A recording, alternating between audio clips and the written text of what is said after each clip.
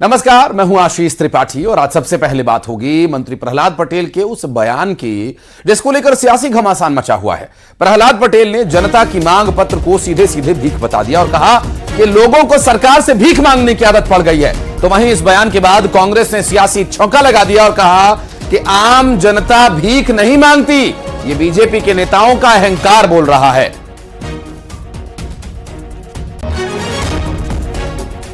मंत्री प्रहलाद पटेल मंच पर थे और समाज से लोगों को लेने की आदत और फिर उन्होंने कहा कि अब तो लोगों को भीख मांगने की आदत पड़ गई है। तो क्या अर्थ है इस बयान का? क्या जनता भिखारी है? वोट मांगने के लिए आने वाले नेता क्या है? ये समाज से लेने की जो आदत है, अब तो सरकार से भीख मांगने की आदत लोगों की पड़ गई है। नेता आते हैं तो कागज, एक टुकड़ा तो कागज मिलते हैं उनको, मंच पर है माला पहनाएंगे और एक पत्र पकड़ा देंगे। ये अच्छी आदतें नहीं है। देखिए, मैं समझता हूं कि आम जनता के काम करना सरकार के मंत्रियों का फर्ज है, लेकिन गरीब है, निश्चित तौर से कोई रहता है तो पीड़ित पक्ष स्वाभाविक न्याय के लिए आता है, तो वो भिखारी नहीं हो सकता। दूसरी बात ये कहना चाहूंगा, प्रहलाद पटेल जी बड़े गंभीर और वरिष्ठ मंत्री है, तो अब उन्होंने किस भाव से कहा मुझे नहीं पता, लेकिन मैं इतना जरूर कहना चाहता हूं कि प्रदेश की जनता को आप भिखारी कह रहे या किन को भिखारी कह रहे, भारतीय जनता पार्टी की सरकार को स्पष्ट करना चाहिए। तो ये स्थिति इस वक्त बनी हुई है कि मंच से एक बड़ा कद का नेता अगर इस तरह की बात करता है कि नेताजी को कागज के टुकड़े पकड़ा दिए जाते हैं, एक टोकरा कागज मंत्री लोगों के पास भेज दिया जाता है कि आप उनके काम कराइए, तो जनता ने चुनकर आपको किस लिए भेजा, ये भी एक अहम प्रश्न है। और लोग जब वोट देते हैं तो उन्हें उम्मीदों के बादल बांधकर खुशियों की बारिश करने का वादा कौन करता है? लालच कौन देता है? और ये भिखारी की फौज से समाज कमजोर हो रहा है, कहना है मंत्री प्रहलाद पटेल का। उनका कहना है कि मुफ्तखोरी से समाज कमजोर होता है, स्वाभाविक है। और इस मुफ्तखोरी की आदत किसने डलवाई, ये भी एक प्रश्न है। संकल्प पत्रों में, चुनाव के घोषणा पत्रों में जो वादे किए जाते हैं वो किसने किए? और बातचीत करेंगे, हमारे साथ कुछ खास मेहमान मौजूद होंगे। फिलहाल हमारे साथ संतोष गौतम जी हैं, कांग्रेस पार्टी के प्रवक्ता। संतोष भाई, बहुत स्वागत है आपका।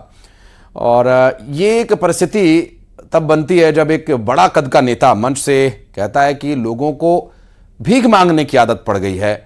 कांग्रेस पार्टी विपक्षी दल है, सबसे बड़ा इस वक्त मध्य प्रदेश में भी और केंद्र में भी।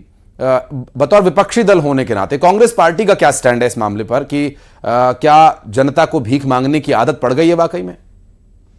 देखिए, कांग्रेस पार्टी की दृढ़ मान्यता है कि जनता इस देश में भिखारी नहीं हो सकती, जनता मालिक है। और जितने सेवक हैं, जनसेवक हैं या जनप्रतिनिधि हैं, वो जनता के सेवक हो सकते हैं। तो अपने मालिक को यदि भिखारी आज बता रहे हैं भारतीय जनता पार्टी के नेता, तो ये सत्ता का अहंकार बोल रहा है। ये निश्चित रूप से मुफ्तखोर जिस जनता को बता रहे हैं, दरअसल वही नेता मुफ्तखोर हैं, क्योंकि वो जनता से भर भर का वोट तो ले लेते हैं, लेकिन जब जनता के कामों की बारी आती है तो वो लोग अपने कामों से मुकर जाते हैं। तो दरअसल जो लोग काम नहीं कर रहे हैं जनता का, मुफ्तखोर वो है, क्योंकि जनता से वोट उन्होंने प्राप्त किया है। इन लोगों को, इन नेताओं को, भारतीय जनता पार्टी के नेताओं को शर्म नहीं आई एक बार भी बोलते हुए कि जनता भिखारी है, क्योंकि ये लोग अहंकार और भ्रष्टाचार में इतने डूबे हुए हैं। चाहे सौरभ शर्मा से देख लो, कौन लोग कमीशन लेते थे? ये भारतीय जनता पार्टी के नेता और मंत्री निश्चित रूप से कमीशन लेते थे, क्योंकि आज भी एक भी बड़ी मछली पकड़ाई नहीं है। इतने बड़े घोटाले के बाद भी अगर कोई बड़ी मछली सामने नहीं आई, तो इसका साफ मतलब है कि सरकार उन बड़े मगरमच्छों को बचा रही है और एक छोटी मछली को फंसाने की कोशिश कर रही है। ये पूरे मध्य प्रदेश का आलम है। तो निश्चित रूप से जनता जब सवाल पूछेगी कि हमको 2700 रुपए का गेहूं का समर्थन मूल्य क्यों नहीं मिला, जब पूछेगी कि 3100 रुपए धान का समर्थन मूल्य क्यों नहीं मिला, लाडली बहना के खातों में 3000 का वादा करके अभी तक 3000 क्यों नहीं आ रहे, सोयाबीन का समर्थन मूल्य 6000 रुपए क्यों नहीं किया जा रहा है, तो निश्चित रूप से अगले बगले झांकने लग जाएंगे भारतीय जनता पार्टी के नेता, और बौखलाए हुए नेता निश्चित रूप से जनता को भिखारी कहेंगे। लेकिन ये जनता का अपमान है और आगे भी जनता के दरवाजे आपको वोटों की भीख मांगने जाना पड़ेगा, इसको याद रखें भारतीय जनता पार्टी के नेता। लेकिन संतोष भाई, जब यहां नेता की बात होती है तो नेता चाहे वो बीजेपी का हो या कांग्रेस का हो, देखिए वोट मांगने तो जनता ही के पास जाना पड़ेगा। और ये जो मैनिफेस्टो, संकल्प पत्र, घोषणा पत्र अलग अलग नाम देकर के चुनाव में जारी किए जाते हैं, तो ये कौन जारी करता है और ये फिर क्यों जारी किए जाते हैं? लोगों को फिर उम्मीदों के बादल बांध करके खुशियों की बारिश होने के सपने क्यों दिखाए जाते हैं? यदि जनता के सामने आप अपने घोषणा पत्र, संकल्प पत्र जिस भी नाम के माध्यम से जाते हो, तो जनता को यह पूरा हक है कि जनता सवाल पूछे कि उन संकल्प पत्र के वादों के आधार पर उन्होंने काम क्यों नहीं किया, क्योंकि आखिर जनता ने वो संकल्प पत्र देख के ही वोट दिया होता है। तो चाहे कांग्रेस हो, भारतीय जनता पार्टी हो, किसी भी पार्टी के नेता को यह कहने का कोई अधिकार नहीं कि जनता भीख मांगती है, जनता भिखारी है। तो निश्चित रूप से कांग्रेस पार्टी के किसी नेता ने आज तक ये शब्द नहीं कहे, लेकिन भारतीय जनता पार्टी के जो नेता ये शब्द कह रहे हैं, मैं समझता हूं ये सभी जनता पार्टी, पूरी भारतीय जनता पार्टी की एक समग्र भावना है जो अंदर से निकली है प्रहलाद पटेल के मुंह से। लेकिन भारतीय जनता पार्टी के समग्र अहंकार की ये भाषा है जो केवल प्रहलाद पटेल जिसका चेहरा बने। नहीं, वो समाज को मजबूत करने की बात करें। संतोष जी, आप क्या कह रहे हैं कि ये जनता को भिखारी नहीं, वो तो ये कहना चाह रहे हैं कि आप आत्मनिर्भर बने। उनके कहने का आशय कि समाज में जो लोग हैं वो मुफ्त की योजनाएं लेकर के अपनी रीढ़ को कमजोर कर ले रहे हैं, वो आत्मनिर्भर नहीं बन पा रहे, मजबूती नहीं आ पा रही। मीनल जी हमारे साथ जुड़ गए, भारतीय जनता पार्टी की प्रवक्ता हैं। बहुत स्वागत है मीनल जी आपका न्यूज़ 18 पर। प्रहलाद पटेल जी एक बहुत बड़े नेता हैं, बहुत बड़े कद के, केंद्र में मंत्री रहे, मध्य प्रदेश में मंत्री हैं, और दिन भर में हजारों सैकड़ों लोगों से वो मिलते होंगे, हजारों सैकड़ों लोगों के वो काम करवाते होंगे। लेकिन मंच से उन्होंने जो एक बयान दिया, अब इसको लेकर वो घिर रहे हैं। संतोष जी कह रहे हैं कि जनता से बड़े भिखारी तो फिर वो नेता हुए जो वोट मांगने के लिए जाते हैं। सबसे पहले हमें ये समझना पड़ेगा, ये जो फ्री बीज की पॉलिटिक्स होती है ना, कि आपको मुफ्त में हम ये दे देंगे और मुफ्त में ये दे देंगे। हमने जो देखा दिल्ली में, कितने सारे रूरल लोगों के पॉपुलेशन दिल्ली में आकर इस बात से बस गई कि हमें मुफ्त में यहाँ बिजली भी मिल जाएगी, खाने को भी मिल जाएगा, चाहे हमारे पास काम हो या ना हो, लोग ऐसी जगह पे आके बस जाते हैं। तो ये फ्री बीज जो होती है ना, ये देश को खोखला और दीमक की तरह। जिम्मेदारी से बोलिएगा, एक नेता पहले ही आपके बयान देकर फंस गए। सो ये फ्री बीज की पॉलिटिक्स होती है ना, मतलब कि आप मुफ्त में जब चीजों को बांटते हैं तो आप लोगों को काम ना करना सिखाते हैं। आप लोगों को इस तरह से सिखाते हैं कि आप काम मत कीजिए, आप देश की डेवलपमेंट के लिए कुछ सहयोग मत कीजिए, लेकिन आपको हम मुफ्त में सब बांटेंगे। This is not the right kind of politics. आपको लोगों को मेहनती बनाना है, आपको लोगों को आत्मनिर्भर बनाना है।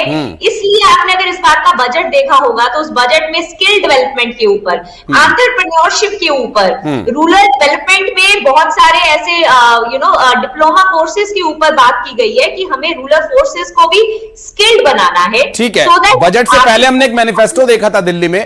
एक आम आदमी पार्टी है, पॉलिटिकल पार्टी दिल्ली में, जो विपक्ष में इस वक्त 22 विधायकों के साथ, उनकी 2100 रुपए की योजना थी महिलाओं को देने की, और बीजेपी ने अपने मैनिफेस्टो में 2500 का वादा किया था। 8 मार्च को उसका बाकायदा औपचारिक रूप से कार्यक्रम के माध्यम से उसे लोगों को समर्पित किया जाएगा, जिसमें आपकी पार्टी के बड़े बड़े नेता मौजूद होंगे। तो ये मैनिफेस्टो में फिर ये वादे करने के बजाय अच्छे मेहनत वाले वादे करने चाहिए थे। आप क्या कहेंगे इस बारे में? हाँ, exactly that's what I am saying कि ये जो पूरा पॉलिटिक्स है ना, जो इस बात पे निर्भर कर जाता है कि अच्छा आप इतना दे रहे हैं तो हम इतना दे देंगे, फिर हम इतना दे देंगे। हाँ। इसमें सबसे ज्यादा नुकसान लोगों को ये समझना चाहिए, मतलब जनता को इस बात से जागरूक होना चाहिए कि अगर उनको इस छोटे से मुनाफे से कुछ नहीं होगा, जो रियल एक्सपेंडिचर है वो देश की डेवलपमेंट पे खर्च होना चाहिए, देश के इंफ्रास्ट्रक्चर पे खर्च होना चाहिए, और हमारे ओवरऑल इंडस्ट्रियल डेवलपमेंट पे खर्च होना चाहिए, जिससे लोगों को अच्छा रोजगार भी मिलेगा और वो खुद भी आत्मनिर्भर हो जाएंगे। मीना जी, आपको अच्छी शिक्षा मिली है, इसलिए आप ये बातें बता रही हैं। जो गरीब व्यक्ति है, जिसके परिवार में 4 बच्चे हैं, अगर वो दिन भर रिक्शा चला रहा है, बच्चों को नहीं पढ़ा पा रहा है, तो उसे ये बड़ी बड़ी बातें नहीं समझ में आएंगी। संतोष जी, मीनल जी ये कह रही हैं कि इंफ्रास्ट्रक्चर डेवलपमेंट और ये सारी चीजें लोगों को समझनी होंगी, मजबूत बनना होगा। देखिए, मीनल पाठक जी कंफ्यूज हैं। उनको समझ में नहीं आ रहा है कि फ्री व्हील्स पर आखिर उनकी पार्टी का स्टैंड क्या है। चाहे महाराष्ट्र हो, चाहे मध्य प्रदेश हो, अगर यहां पर अगर कोई लाडली बहना के नाम पर पैसा दिया जा रहा है तो फिर उसको भी ये फ्री व्हील मानेंगी, क्या मानेंगी? मैं समझता हूं समाज के सशक्तिकरण के लिए की गई कोई भी कार्रवाई या कोई भी योजना फ्री व्हील नहीं मानी जा सकती। फ्री व्हील माना जाएगा उनको कि विजय माल्या 9,000 करोड़ देश का लेकर भाग गया। जितने भी नीरव मोदी जैसे लोग हैं, अडानी जैसे लोगों को जो एयरपोर्ट्स और जो सब चीजें दी जा रही है, ये फ्री व्हील कहलाएंगी, क्योंकि इनको जनता के पैसों से कोई लेना देना, जनता के हितों से कोई लेना देना नहीं है। ये जनता के हितों पर अपनी समृद्धि के महल खड़े कर रहे अडानी जैसे लोग, और भारतीय जनता पार्टी के लोग बेशर्मी के साथ उनके साथ पार्टनर बने हुए हैं। हर चीज उनको फ्री में दी जा रही है, एयरपोर्ट्स हो, पोर्ट्स हो, तेल के कुएं हो, सब कुछ फ्री में दिया जा रहा है। तो मैं समझता हूं कि फ्री व्हील दरअसल वो है, जनता को जो दिया जा रहा है वो जनता को एक समाज की मुख्य धारा में लाने का प्रयास किए जाएंगे। तो अगर ये फ्री व्हील की फिर भी अवधारणा उसको मानते हैं तो ये खुद क्यों फ्री व्हील पर काम कर रहे हैं? दिल्ली का आपने जिक्र किया, दिल्ली में उन्होंने 2100 की बजाय 2500 कर दिए। मध्य प्रदेश में योजना कर रहे हैं, लेकिन मध्य प्रदेश में ये वादा करके आए थे कि हमारे पास फंड होगा तो हम 1500 1250 की जो राशि है उसको 3000 तक देंगे महिलाओं को, लेकिन आज तक नहीं दे पाए। महाराष्ट्र में जिस फ्रीबीज की बात कर रहे हैं वही सहायता देकर महाराष्ट्र में चुनाव जीते हैं। तो भारतीय जनता पार्टी के दोहरे मापदंड है, दोहरा चरित्र है, सबसे बड़ी भ्रष्टाचारी पार्टी है दुनिया की, और फिर भी ये बेशर्मी के साथ कह रहे हैं कि जनता भिखारी है। ये सबसे बड़ी प्रश्न है। समाज से लेना या समाज को देना, मिनल जी क्या ज्यादा जरूरी है? मैं आ रहा हूं, आप जवाब दीजिएगा। समाज से व्यक्ति लेता है या समाज को देता है? व्यक्ति कहां है? क्या वो समाज का हिस्सा है या फिर वो समाज से अलग है? ये बात भी स्पष्ट करनी होगी, क्योंकि समाज किससे बनता है? लोगों से ही बनता है समाज, और अगर लोग ही समाज में नहीं होंगे तो फिर वो समाज किस काम का? जो भी ये योजनाएं होती हैं जैसे लखपति दीदी, और ये जो ट्राइबल अपलिफ्टमेंट के लिए या ये रोजगार को उनसे खुद ही पैदा होने के लिए कि वो सेल्फ सफिशिएंटली अपने आप कुछ कर पाए, तो वो आप उसको फ्रीबीज कैसे कह सकते हैं? ये सारा का सारा पैसा जो किसी योजना के अंडर उनको दिया जा रहा है, जो वो अपनी डेवलपमेंट में, अपनी स्किल को लर्न करने में और उसके बाद उसको आगे बढ़ावा देने के लिए यूज हो रहा है, ये फ्रीबी नहीं है। फ्रीबी है मुफ्त का खाना, मुफ्त का राशन, जिसमें कोई भी आगे अपग्रेडेशन नहीं है। लेकिन ये जितनी भी योजनाएं हैं, जिस आप देखिए आजकल मैं माफी के साथ आपको रोक रहा हूं, ये मुफ्त का खाना सबके लिए नहीं है। उन लोगों के लिए जो किसी भी वजह से मौके उनको नहीं मिल पाए, या उनके पास साधन नहीं है, या फिर उनके पास कुछ समस्या है, उन्हें दो वक्त का भोजन ठीक तरीके से नहीं मिल पा रहा, ये योजना उनके लिए चलाई जाती है। लोगों के पास रूरल इंडिया में काम करने को है, खेत है, लेकिन जहां पर मुफ्त का राशन मिलता है वहां पर शिफ्ट हो जाते हैं ना लोग। हाँ। मतलब कि उनको ये पता है कि यहाँ पर आ जाएंगे तो यहाँ पर मुफ्त का खाना मिलेगा। हाँ। लेकिन अगर उनके पास सही योजना उनके रूरल एरियाज में ही मिले तो वहां पर आप कह रही हैं कि योजना कमजोर है। संतोष जी कुछ कह रहे थे, आपकी आवाज नहीं आ पाई। जी संतोष जी बताएं।